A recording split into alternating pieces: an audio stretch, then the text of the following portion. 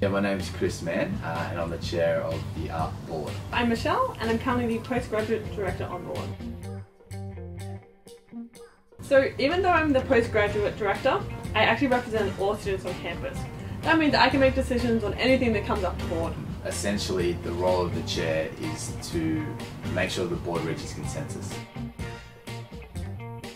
I was lucky, I had a lot of friends who were on the SRC. Essentially said you'd be really good for the board, have a look at it. And that afternoon we went and put a nomination form in and ran a campaign over 3 or 4 days where I put up a ton of posters around the uni. A good friend of mine was like, oh, you should run for ARC board. I'm like, oh no, that's not my thing. I actually found out more about the role. Then I filled in the nomination form, got a couple of my ARC friends to sign it, and I nominated, and I ran, and I got the job. So.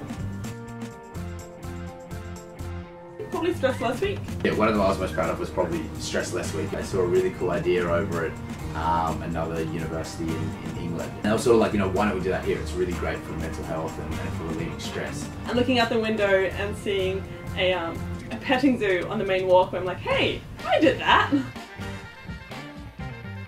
Well, I now know Chris Mann. You can sit here for a while and really talk about it. There's no doubt that the personal growth I think you have in this position is pretty unreal.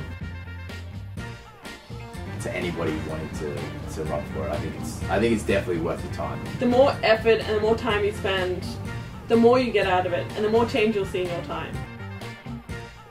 The thing you've got to do is just be willing to learn and just listen to everything. You've got to sort of throw yourself in the deep end, and I think that's the best way to learn.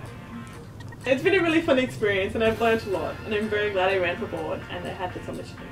Definitely worth running if you get the chance.